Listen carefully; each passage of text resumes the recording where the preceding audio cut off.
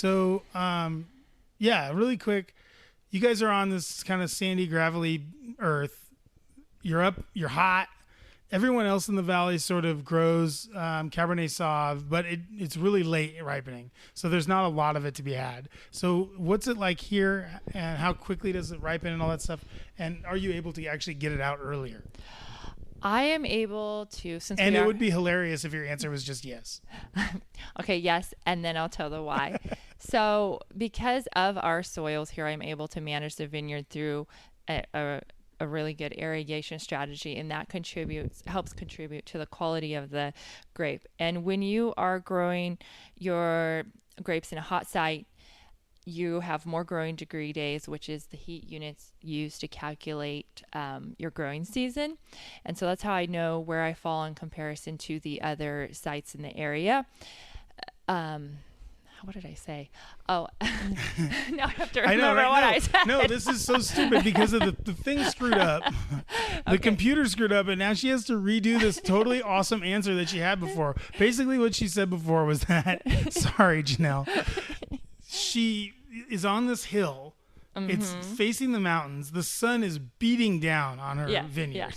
Yeah. So we have a higher growing degree days because of the heat units per day during the summer, and we're able to get our Cabernet Sauvignon to ripen. We harvest it the first or second week of October consistently. We hit veraison mid-August, and from there it ripens at 2 to 2.5 bricks per week, and then we're able to have plenty of time for our hang time, and we're able to let all of the flavors develop and ripen within the grape berry that we are wanting and we're looking for our portfolio. And you know what's hilarious is that it may have just quit recording when I looked at it. We might have that answer. This may never be heard. Well, okay. Well, you'll have to let me know later. I am so sorry. It's okay. I think we got most of what I said. Yeah, I think we did too. So one of the kind of interesting things about your winery is that you're like you said, you come from you're a dairy farmer, and you wouldn't know it. 6 foot blonde, doesn't appear like a dairy farmer to me. Typically they're shorter and more. No, we're all tall. Yeah. I used to hang out with quite a few dairy farmers when I lived in Twin Falls. You follow along the same. I think you guys are all in the same family or something, right? Well, heritage of like dairy farmers in the West is like either Portuguese or Dutch heritage. So we're all tall. Yeah. So who are you rooting for in the World Cup? Well, first was Netherlands, and then it was USA, and then it was Mexico, and now they're all out. So now I have to choose. I think I'll root for Norway now. Yeah, come on, Skål. Come on, I'm Norwegian. That's what I'm going for. Well, then your team is still in. Well, my team, I was USA first, obviously. Yeah. Go America. Fuck yeah. And then second, I was Mexico. And this is where things get tricky because third, I was Norway. But at first, I didn't like the big guy, the big striker guy. With the hair? Yeah, with the hair. Yeah. And then you get to know him and you're like, oh no, this guy isn't. I thought like Johnny from Karate Kid. That was the first thing I thought when I saw him. Nope, he seems like the nicest guy ever. Seems like he's a funny dude. He's kind of goofy. He's a cousin as far as I'm concerned. Basically looks like everyone in my family. So yeah, I'm going for Norway. Now Norway's my number one. Argentina, I think, is probably my second one. I just like Messi is just awesome. And I think Spain is my last, like at the bottom, even though I love Tempranillo. Well, they're still in. I can't get into Spain. I know, but they just seem like they're too good looking. Oh, okay. just a bunch of handsome devils. Like right in England, obviously England and Spain are kind of vying for last place. I can't root for England in anything.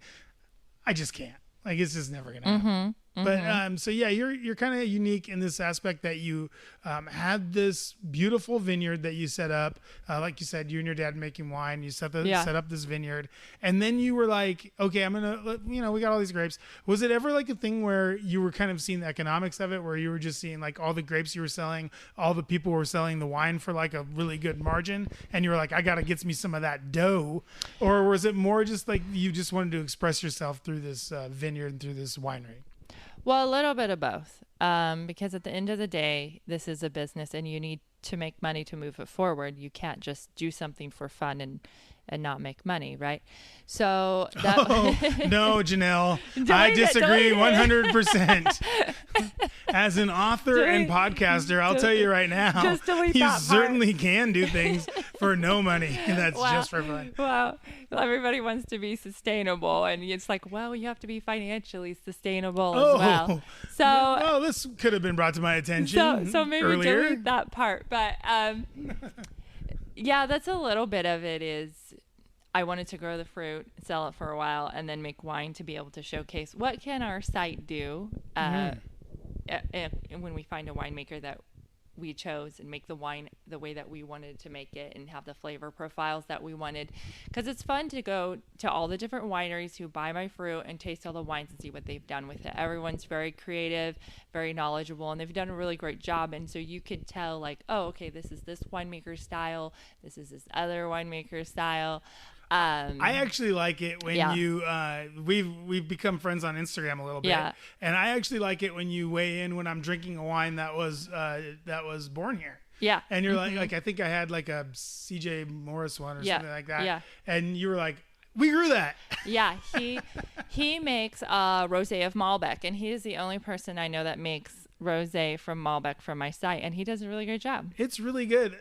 He not to get off too much on a tangent, but CJ Morris, if you haven't been yet, it's cool. It's down there in right next door to Rolling Hills, kind of in a strip mall by Meriwether Cider, friend of the show, not to brag. And he is obsessed with Verdejo. Yeah, he's obsessed with it. He thinks about Verdejo morning, noon, and night, I think. And you know, his I don't know what his what's going on at his house, but it's all Verdejo for him. He spent about 45 minutes telling us all about Verdejo before we got to the Rosé of Malbec. And I was like, well, I love this.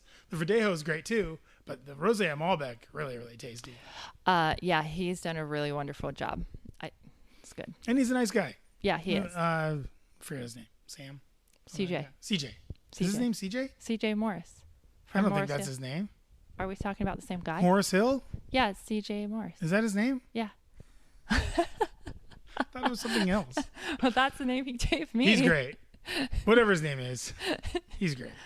So you got to this place where you wanted to sort of show off the grapes that were being grown here, that you guys are working so hard to grow here.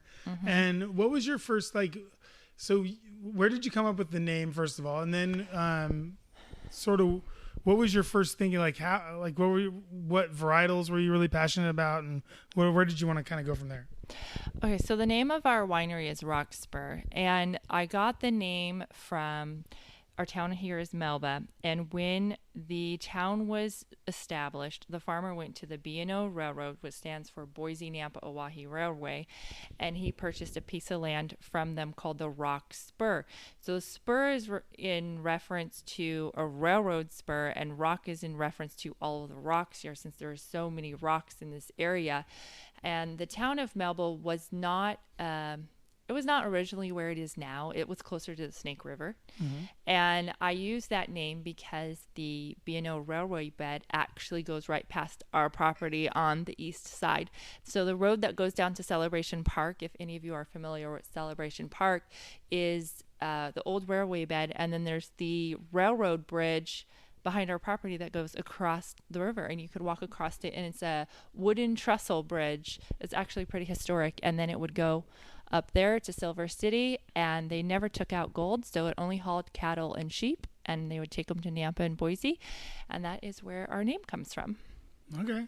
And what were you thinking when you first started, as far as the varietals that you want to do? Are you doing those ones that you want to do? Or, I mean, was there something else you were kind of looking at, or was it all about okay, we've sold this block and this block, and now we have this block left? How did that sort of happen? It took a lot of planning to figure out what we wanted to do and figure out, okay, we got to have enough variety in our tasting room. So how many should we start with so that when people come taste wine, they're not only getting one wine, because they like to taste multiple things. So we had to take into that aspect. I had to look at I have some contracts on my fruit that are long-term contracts. So I had to look at, okay, what is actually available to me in my vineyard? And then we went from there. And since I only have 5 varietals, we were like, well, let's start with the Merlot and the Tempranillo and the Cab Sauv, and then also a Rosé. So that is what we started with. And I think they've all turned out wonderfully. Oh yeah, no, I mean the ones I've had have been really, really good, and I've, like I said, been trying to find you, basically stalking you, all around the valley. Yeah, that's a little weird. No, it's weird. Oh no, it's weird. It's weird. But I want to get my hands on these things and try them out, see what we got, see what's coming out, because I was really like, I was kind of floored with what you guys were doing out here when I came out to visit, and I just thought, and I heard so much about the grapes you were growing and everything from some of the other wineries that I thought it'd be cool to see, what it would be like when you started making wine. So right now, like I said, we're trying the Tempranillo, the Rosé Tempranillo, the Merlot. Has that come out? Is that out in bottles right now? Yeah. So all of my 2023 wines are in bottle. 2024 wines are halfway through bottling. The ones that stay in oak for 22 months, those are not bottled yet. So all the ones that are in oak for 18 months, those are all bottled and here in the winery for sale. And then we'll have the rest available in the fall, think like September, October. So, yeah. And you have a Cabernet Sauv, a State Cab Sauv coming out in a couple of years, whenever. So we have a 2023 Cabernet Sauvignon, a 2024 Cab Sauv, which will be bottled in August. And then our estate blend Cab Sauv, which is our reserve line, that'll also be bottled this fall, but we're going to bottle age it for a while before we release it. So it won't be released until 2027, but yeah, good things come to those who wait. Yeah, no, I'll be right outside. Or hanging out waiting for that Cab Sauv because I do enjoy Cab Sauv. I like other things better, but I do enjoy Cab Sauv. Well, you have a lot of options here to try. What about white wine? Any white wine coming down the pike or anything like that? We have not grown any white wine. And so since we don't have any in our vineyard, I haven't had any made. I could purchase white wine, but right now we're just really focused on reds. Yeah, and you got plenty of room here. If you wanted to put up a white wine block, you could put up a white wine block, right? I could. Yeah, I could.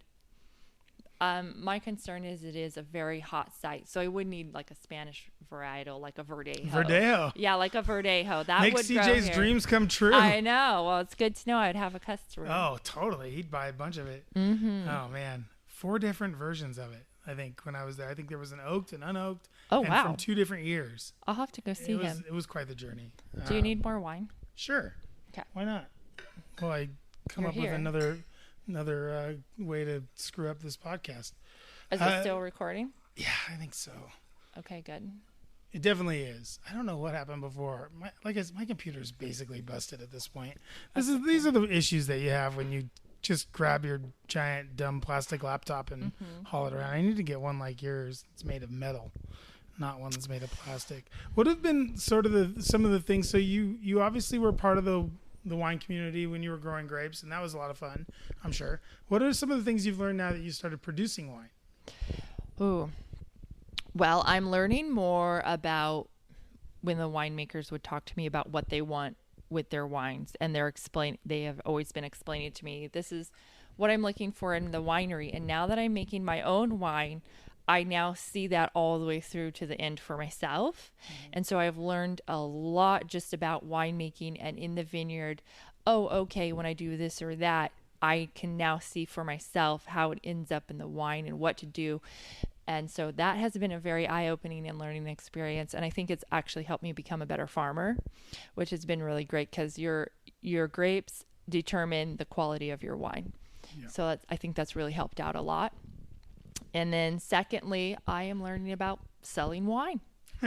I've never worked anything direct to consumer, so this is a steep learning curve for me. Yeah, but it's tricky. Good. Yeah, it's tricky, isn't it? I'm learning, but it's good. Well, the number one thing you have to do, do you know what the number one rule is when you want to sell direct to consumer? I don't know. It's have a fantastic product. Oh, well, okay. Yes. Okay. So as far as I'm concerned, you got that covered. You got a couple of gold medals back there. And the rosé tastes fantastic. So cheers on that. And What sort of things are you looking to do like this summer? Are you going to be getting out to some events? Are you going to be doing some more contests and competitions, stuff like that? What all do you have coming up for the summer? Well, I've already done a couple pouring events earlier this year. And so for the rest of the summer, I think I'm just going to have my tasting room is currently open on Saturdays by appointment, and those are booking up. So I'm busy with that. And then at some point I'll plan my fall wine club release, and we'll do something fun for that. And that's so far all I have planned for events for the winery. It's a little bit hard when you're a startup and all the events are on Saturday, but then your tasting room is also open on Saturday and you're your only tasting room staff so far. So eventually, you don't have a brother. You got to have like 12 brothers and sisters. I right? do have a lot of siblings, but they're all busy with their own stuff. So as I slowly grow, I think it'll be easier to do more things. All right. Well, let's take a short break, and we're gonna come back and talk about some of the farming aspects of it, because that's the stuff that I'm really interested in, as it pertains to how you actually grow stuff. And then I wanted to talk about how the terroir sort of implies what you're able to grow here. We're gonna be right back with Jenell from Spur Vineyards on the Idaho Booze Podcast right after this. The show brought to you by Boise Beer Buddies. Cost of pints got you down? Be a buddy and join Idaho's premier club for saving big at the bar. You'll get discounts at just about every brewery in the state, plus a lot of your favorite craft beer bars, wineries, and specialty shops that sell your favorite brands. Use my promo code BOOZEPOD and get 2-for-1 cards when you visit BoiseBeerBuddies.com and sign up for your buddy card. Be a buddy and save with Boise Beer Buddies and my promo code BOOZEPOD at BoiseBeerBuddies.com.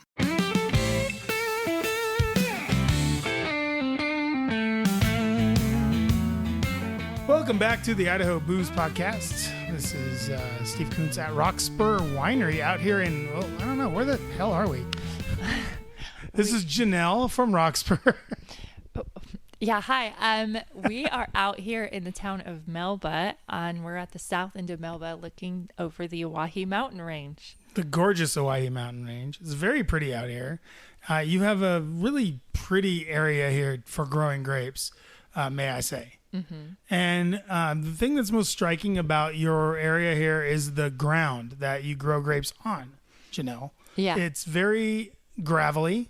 It's very rocky, and it's very hilly, where you actually have the actual vineyard, which is just kind of, I guess, right over there. And it reminds me sort of, have you been to Rivara up there in Lewiston? I've been there one time. So it sort of reminds me of that a little bit. He's got that, Liam called it a real son of a bitch. It's this giant hill. It's just all rocks. Yeah. And that's where his best Syrah comes from. So tell me about the terroir of your location here, and how you think it sort of lends itself to the wine that the beautiful grapes you're able to grow here. So our soils for our site it's called a basalt sand from lava. It is actually a gravel bar, because at the south end of our vineyard is a volcanic vent that came up underwater during the Bonneville flood. And as the flood rivers were going, the lava was coming out, and it created this black sand, basalt sand lava gravel. And then there's about 6 to 8 inches of topsoil on top of that. And that is what we grow our grapes in. Beautiful. And you're able to, because of, and this sort of rocky land is sort of where these grapes, these sort of Bordeaux or Rhone style, Rhone varietals. So what all are you growing back there? And did you get some help with what to decide what to grow back there? How did that sort of come to be? So we decided to plant Merlot, Malbec, Tempranillo, Cabernet Sauvignon, and Petit Verdot. The varietals that we chose, we picked from, my dad was growing a hobby vineyard for fun, and then we'd make wine in the garage for fun. None of the wine I personally made worked out. That's why I have a winemaker. Like you would drink it and nothing would happen, or why didn't it work? What happened? I don't know. I was not very good at chemistry, but it made me realize what we could grow here, and that's how we chose the varietals that are grown in our site now. Is because my dad and I were goofing around with grapes for a while. I like that. Yeah. That's a fun father-daughter activity. Yeah. Just goof around with grapes and see what you can do. See what we could do. But yeah. So you guys were just goofing around and came upon those kind of varietals, or was he sort of informed by this hobby vineyard that he had planted? He had planted those varietals. That's what he wanted to plant. And then we noticed, okay, well, these varietals are doing really well. These other varietals did not do well. So then we picked from the varietals that were doing well and planted those in our site. What didn't work out, if you can remember? Pinot Noir. Oh, yeah. That's a tough It's way one. too hot. It's way too hot. It's way too hot for Pinot Noir. This is not... You have to have like a baby's cradle for Pinot Noir, and this is not that. This is a beautiful location, but it is hot and dry up here. Very hot, very dry. That's why we've got some grapes that grow really well in the heat, and then also on the flip side, they can withstand the winter. They could overwinter really well. Oh, right. Yeah. So Pinot Noir. Yeah. What else? I don't remember the rest that didn't make it. So there's no Syrah. There is Syrah. Oh, there is Syrah. Oh. Syrah does fine out here, actually. Syrah would crush out here, I would think. I don't have any, but... Oh, yeah. Okay, so you don't have any. I don't have any, but it would do well here. It would do well here. Maybe that'll be the next block. Yeah. Plant some Syrah. And then, so you come from a sort of a dairy farming background. I don't know if you guys farm anything. Do you guys farm anything? Yeah, all the fields that you see down there from the tasting room, so you can see we have those pivots are corn and alfalfa hay, and we grow that for our cows. Oh, that's all you guys? Yeah, that right there is corn, and then a little bit farther on that pivot you see with all the green there, that's alfalfa. Oh, okay. Yeah. And so this is all kind of your guys' family farm right here. Yeah. Oh, nice. About how many acres do you guys have? We're farming about 1,000 acres down there. Oh, wow. We're in a funny little C shape that follows the Snake River. Okay. That's nice. And good fishing on the Snake River out here? I don't know. I don't fish. You don't fish? I don't fish, so I don't know. That's interesting. Yeah. So did you grow up out here on this farm? Yeah, we grew up out here. We moved here when we were really little kids, so I was very, very small, but we grew up out here. Oh, where are you originally from? Don't tell anybody, but I'm from California. Oh, are you? Yeah, shh. All right, we'll keep that secret. Keep that secret. Nobody's going to know. Nobody knows. So you guys moved out here from California. You guys set up this giant farm, or did it start small, or how did you guys start? My parents established a dairy farm here, so it's been more than 30 years now. Yeah. And we grew up from there, and they grew up milking cows as well. So, yeah, just lifelong dairy farmers. Right on. And so you guys, are you still living like around here, or do you live like in the area, or do you live right on the farm? Or do you live back here in this little kitchen? No, my parents live here on the farm. There is a loft up here. Are you up there? Is that where you're at? No, I live all the way up in town, actually. Nice. Melba's very popular right now. Yeah? A lot of people coming in? Yeah. What would you say is someone, if you're trying to convince someone to come out here on a Saturday to visit your winery, what would you say to them to try to get them to come out here? Well, that's a very easy answer. I would say the wine is the biggest attraction. We've done a really great job. Our winemaker actually has done a really great job crafting these wines for us, and we've been trying to showcase what is our terroir of site, what can we do to express the weather, the soil, and the varietal itself with our winemaker, and he's done an absolutely phenomenal job. When I do my tastings, it's a little bit more personal. So you get a charcuterie board with it, and then I just hang out with you for 90 minutes, and you can ask me whatever you want about the wine. We want to walk in the vineyard, we can go walk in the vineyard. You can ask me anything. So that's what I do. I hang out with you and chat and have wine. Wow, that sounds like a pretty cool job. Let me know if you're ever hiring, if you ever need anybody to help out with that. I think that I could probably do that. I could stand around and hang out with people and talk about wine. Yeah. What's been maybe something you didn't quite see coming when you opened a winery? Maybe like a surprise. Well, I've never worked direct to consumer before, and so I've had to learn the ropes of that, of sitting down with people and talking to them about the product that I'm selling, but not in a pushy way. Be like, hey, this is what we're doing, and just become friends with people and serve them wine and cheese and hang out.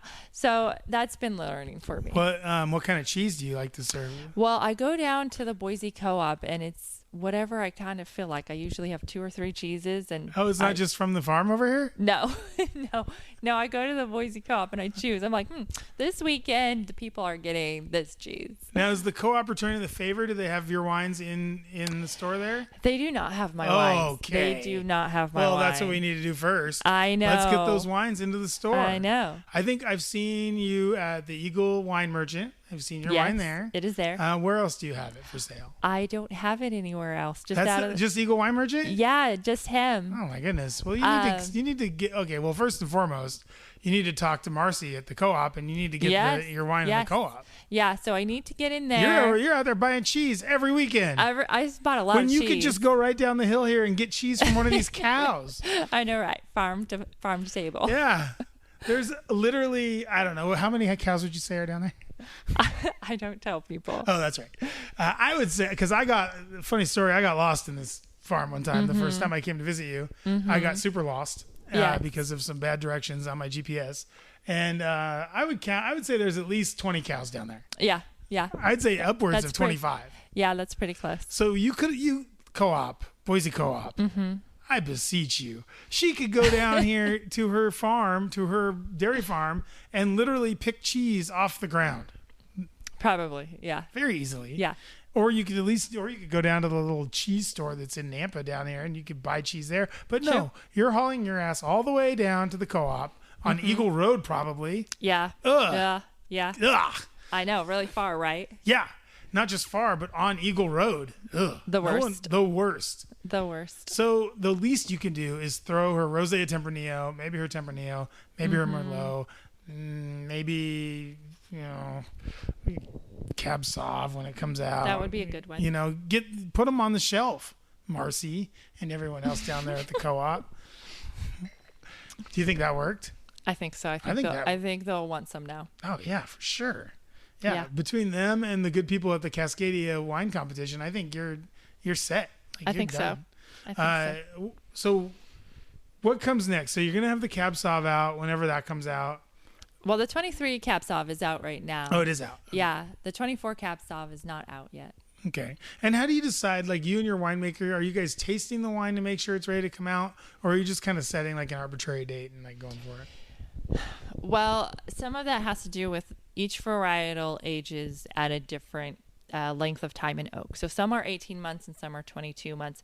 And I leave that to the judgment of the winemaker, which varietal is aged for a certain amount of time. He's very good at that. And then they schedule the bottling truck to come. And so then it's like, well, then all of those, like either spring or fall bottlings happen at that time. And then since we bottle so close to harvest, I generally wait until harvest is over to do my fall wine release, simply because that's a lot to do at one time, like bottle, go into harvest, and then also do a wine release. That's a lot at one time. So I generally just do the release after harvest, before Thanksgiving. Okay. I want to get back because this is what I used to do. I love to sell shit. Yeah. Okay, good. So this is how we're gonna attack it. Okay. So we already got the co-op. That's done. We're gonna guilt them into buying the wine. And you may laugh, but it works. Good. It really works. The next one we're gonna get in touch with our good friends at Destination Caldwell, and we're gonna get you a little booth down there at their farmers market that they do every Tuesday. Oh, I should sign up for that. It's really cool. There's music, there's people, there's booze. It's a good old time. I did buy, to my credit, some radishes the last time I was there. Oh, that's good. So farmers market. Yeah. We'll get you there, and then we'll get you into that little wine store that they have down there that's right downtown there. And then the other wine store in Nampa, that place, Swirl or whatever it's called. Yeah. They don't have any local wines. Oh, really? Not really. They have like some beer bottles, and that's about it. So we're going to get them. And then I think from there we go into Albertsons. I think that's a bold move. Yeah. Yeah. Albertsons is great. Yeah, they are. They're very supportive of. How many cases would you say you have right now of everything? I have about 100 cases of each varietal. Perfect. So they only have 40 stores or 50 stores or something like that. Well, a case each. That's you get a case each. Yeah, I like this plan. This is a good plan. Yeah. And it's going to be solid for you because you only have to do. You'll only have to divide yourself up into 3 different people. That's even better. The farmers market in Caldwell is on Tuesday, so that's nice. That's not Saturday. Yeah, I could probably make that one. But everybody else is going to want you for a Saturday road show, and it's going to be we might have to find some more Jenells, is what I'm saying. Yeah, I do, because people want me to go to Nampa Farmers Market, and I want to do it. Oh, that's a good one. But it's like, okay, well, then I can't be open for the tasting room and be at the farmers market at the same time. So Nope. when I have Virtually impossible. when I have people helping me out, then I'll be able to do You more know, stuff. Bo from Vizcaya, does Vizcaya buy any grapes from you guys? I think they did one time. Okay, perfect. So just have him set up a couple bottles of yours right next to his. He's down there. Oh, he's down there. Okay. Yeah, he can do that. He can do that. It's all a big community, right? I think there's a lot of just like permitting for pouring at events. So It's a lot of permitting. yes. Yeah, I know. I used to have to do that. And worst part of the whole thing is permitting. Best part, selling bottles. So you have a wine club right now. Yes, I do. That's kind of what would you say your main area of sales is your wine club, where you're getting majority of your sales, or would you say you're getting the majority of them from people coming out on Saturday and hanging out with you? I would say as a new winery, it's mostly people coming on Saturdays and tasting wine, enjoying the product, and then purchasing wine to bring home. Mm-hmm. And then some people do join the wine club. I'd say quite a few people join the wine club, actually. So we have 3 different tiers of the wine club, and they could choose which ones they would like to join. Well, let's talk about that. Okay. Go ahead. So we have a 4 bottle, a 6 bottle, and a 12 bottle. Okay, I like to call that a weekend, a week, and a month. Of wine. Yeah. Okay, so we have the 3 tiers of the wine club, and each one has different benefits. But you could come to the wine club events that we're going to have, like our wine club release parties, if you're at any tier of the club. Okay. And what are we looking at? So is it 4 bottles every month, 4 bottles every quarter? What are we looking at there? If you join the 4 bottle club, it is twice a year. Okay. So that's 8 bottles total. And if you're in the 4 bottle club, you get 10% off of your wine club shipment. Also 10% off all wines that you purchase throughout the year. And you are able to come out for 2 tastings per year for free with 1 friend. Wow. And then if you're in 6 bottle, you get 15% off your wine that you purchase all year, and you could come out 2 times with 3 friends for free tastings. And then if you're in our 12 bottle club, you get 20% off your wine club, but also any wines you purchase throughout the year, and you could come out 4 times with 3 friends for tastings. Okay, well, so that's a hell of a deal. Why? Yeah. Just everybody sign up for that. So where can you see that? Where on the World Wide Web are you guys? I'm at roxburvineyards.com right now, and now is that going to move? Well, are you thinking about jumping ship? We are. Jenell, where are you going to go? We are going through a branding transition at the moment, so it's going to be. I've gotten some really great marketing help, and it'll be Roxbur Wines pretty soon. But either or will get you to where you need to go. Mm-hmm. So you could sign up for the wine club online, or if you're in the tasting room, you can sign up when you're here, or just shoot me a text and we'll get you squared away. Just shoot you a text? Yeah, that's actually how most of my sign-ups for tastings or whatever go. People find my number and they just text me or call me. And well, if I would have known that was easy, it was that easy, I would have just done that. So they went through Instagram. Yeah, they aren't even messaging me through Instagram or the website. They just find my number on Google, because I have your Google business page. Okay. So they find my number there and they just call or text, and I set them up for an appointment. Cool. So you can get a hold of me that way. It works. And so you guys are by appointment only on Saturday, or are you open every Saturday? I'm open every Saturday, and I'm by appointment because, as you could tell, I can only fit about 12 people to sit here at a time. So I do by appointment. It is communal seating. So if you sign up with 3 people and 3 other random people showed up, you're going to make new friends. And my appointments are at 11, 1, and 3. Okay. And so you can get all that on the website. Yeah. And you can sign up, or just call her. apparently. Yeah, or just call or just text her. me. Yeah, just FaceTime her.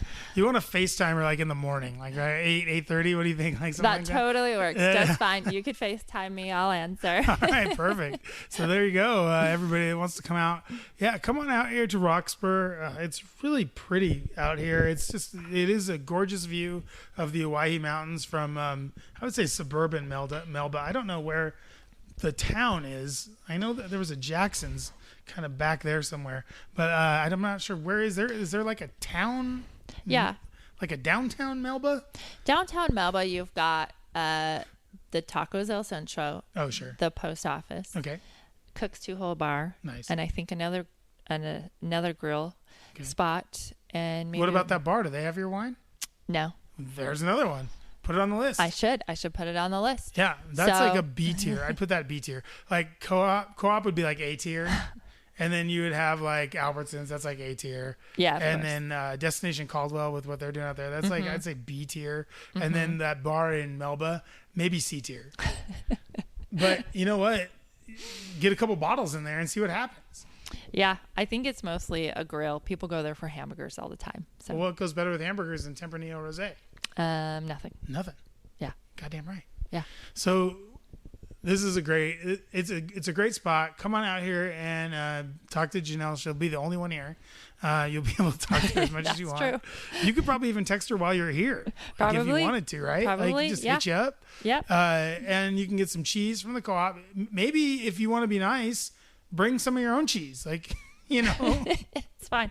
I provide all the cheese and berries and other charcuterie things. Okay.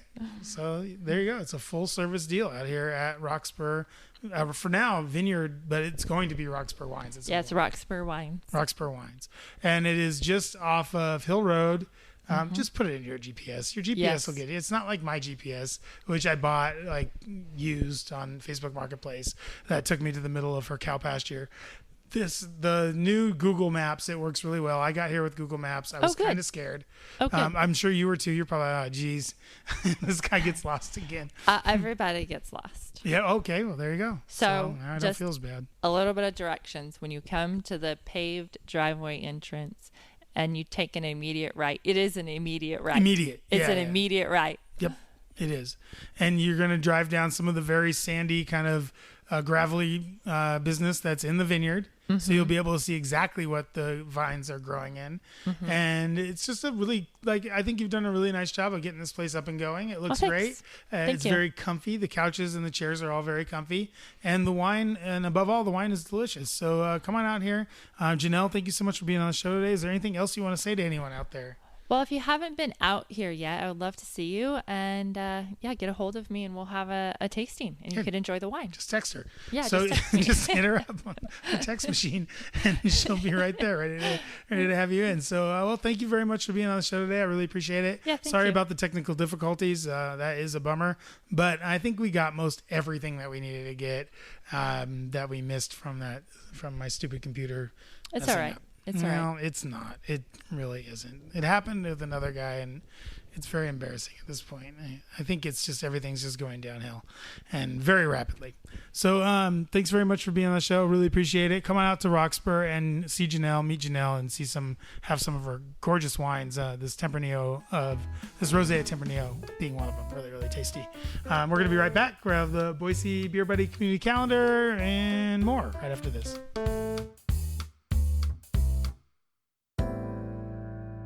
This show brought to you by Trucks and Auto Auctions in Nampa. Car payments suck. They do. At Trucks and Auto Nampa, we're auctioning off vehicles every other week at prices that you won't believe. Trucks and Auto Nampa gets its inventory from all over the Treasure Valley, including used cop cars, city vehicles, bank repos, and other vehicles that are ready and willing to be your next car, truck, or SUV. Sign up is free and auctions happen every other Thursday at trucksandautonampa.com. Get out of your car payment and into a great ride with Trucks and Auto Nampa today.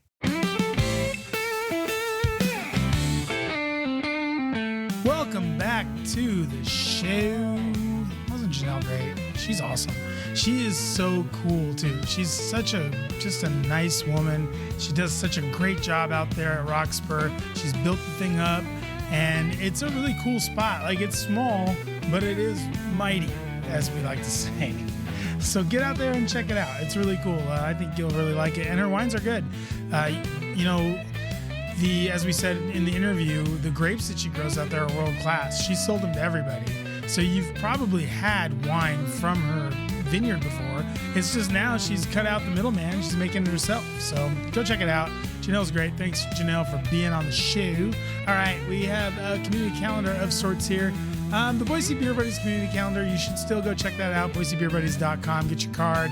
I believe they're doing 2 for 1 now, so you can get that, I think, over the summer. And lots of stuff on there. It's just me recording on a Wednesday. There's not a lot going on. I think the new one comes out tonight or tomorrow or something. So I'm just going to run through what's going on here that I've found going on in the state of Idaho. First of all, we have the Sawtooth Festival. This is really fun. This is in Stanley. It's going to run Saturday from 9 to 6 and Sunday 9 to 2 this weekend at the Mountain Village Resort. There's going to be all sorts of arts and crafts, food, wine, beer, all sorts of good stuff going on there at the Sawtooth Festival. And Stanley is going to be real nice compared to here. So, or if you're in Boise anyway, really nice up in Stanley. It's going to be about 20 degrees cooler. So go check that out. Northwest Wine Fest happening at Schweitzer. This is the ski resort up there in Sandpoint. This weekend-long festival. There's going to be all sorts of good stuff happening up there, including live music, food, wine tastings from over 20 Northwest wineries. And you got to believe there's going to be a lot of Idaho wine up there for that wine fest. I wish I could go up there this weekend. That'd be great. I love Schweitzer. Schweitzer! You know they have that high-speed quad. Summer Market Day is going on at Mountain America Center in Idaho Falls. This is free. There's going to be 150 local vendors, food trucks, off-road gear, and an interactive adventure land. So I guess what that is you get to recreate that movie with Ryan Reynolds and that chick from the vampire movie. And that sounds like fun. So yeah, interactive Adventureland. You get to maybe control the games, I think is what that was about. It was about like a park. I don't really remember. And then there's going to be a Friday night beer garden. So Friday, noon to 6 p.m., Saturday, 10 a.m. to 4 p.m. at the Mountain America Center in Idaho Falls. What else is going on? 3rd annual Summer Ween Party. Summer Ween? What the hell is that? Bring the spirit of Halloween to the summer heat at Crime Scene Entertainment in Post Falls. Ooh, there's going to be some heat up there if it's in Post Falls. That's on Saturday. It features a daytime family festival. Oh, so you'll be able to do like a pie eating contest. You can like summon your inner Joey Chestnut pie eating contest and a costume contest, crafts. So I guess what they're trying to do is just bring the Halloween to the summer for whatever reason. So enjoy that in Post Falls. Museum After Dark. This is Revolutionale. This is at the Idaho State Museum in Boise. Friday night, 6:30 to 9 p.m. This is for 21 plus only. Colonial brewing history with live music, axe throwing, and historic beer tastings. God, I hope it's not just old beer. We'll see what that is. Hopefully it's like historic in that the beer tastings are maybe like 30 ounces. That would be cool. That's pretty historic. And then what else we got on? Garden City. Expo Idaho Show Me Reptile and Exotic Show. So you go, and for all of you reptile fans out there, go check out some reptiles. That's 10 a.m. to 3:30 on Saturday. $15 to get into that one. Now we're talking. We have some cool shit going on out at the Idaho Shakespeare Fest. You always know Idaho Shakespeare Fest is about to start when it hits 100 degrees. That's how you know that it's time for Idaho Shakespeare Fest. So pack up your little wine, pack up your beer, pack up your cheese, pack up your meat. Friday, Saturday, and Sunday, Sweeney Todd. Oh my God, I love Sweeney Todd. Gosh, dang it. Outdoor musical, Sweeney Todd at the amphitheater there at the Idaho Shakespeare Fest. The first show of the season, Sweeney Todd. We all remember the Office episode, right? Go check out Sweeney Todd. If they have tickets available, I think you can go to IdahoShakespeareFestival.org, I think is what it is. And let's see what else. Roseberry Summer Music Festival, catch live touring acts. Neither Hour playing historic Roseberry. That's up in Donnelly on Saturday. So lots of good stuff going on that you can go check out this weekend. We have some things coming up as well. Magic Valley Beer Fest is coming up. One of my favorite fests. That's going to be Saturday, August 1st. And that is in Twin Falls. And then the McCall Mountain Brew Fest. I think, is this another one in McCall? Oh, no, this is in McCall. McCall Mountain Brew Fest. That's Saturday, August 15th. So some things coming up in the next couple weeks. Plus, if you want to catch up on what else is going on, you can go to BoiseBeerBuddies.com. Get your sign up for the newsletter, get that information, and learn what's going on around town. Well, that's going to do it for me. Thanks very much to my guest today, Jenell Kasper. She was awesome. I love her wines. They're so good. So go out, get a tasting, like you said, or like she said, you can call her up and just go get her phone number, and you can call her up whenever you want. So do that. Get out there, try her wine, try the cab, try the Tempranillo. The Tempranillo is really tasty. I love both the rosé and the red. They're both awesome. So you go out, check that out. Jenell, rockspurvineyards.com, I believe is what that is. And you can visit her whenever you like. And make sure you go out and check something out fun this week. It's going to be nice, really kind of warm, but it'll be nice. And if you can get tickets, Sweeney Todd and the Northwest Wine Fest up there in Schweizer. Lots of good stuff going on. So thanks very much for listening. Really appreciate it. If you haven't already, subscribe on Substack, idahobooze.substack.com. You can also subscribe on YouTube, Apple Pods, Spotify, and I'm missing one. What's the other one? Apple Pods, Spotify, Substack. So yeah, just, subscribe wherever you listen to your good podcasts on those, and mine also happens to be there, which I think is a lot of fun. So go ahead and subscribe to that. Check out my Make It IPA Great Again hat. That's for sale on my Substack. And yeah, so that's going to do it from me. And good day and good drinking, everybody.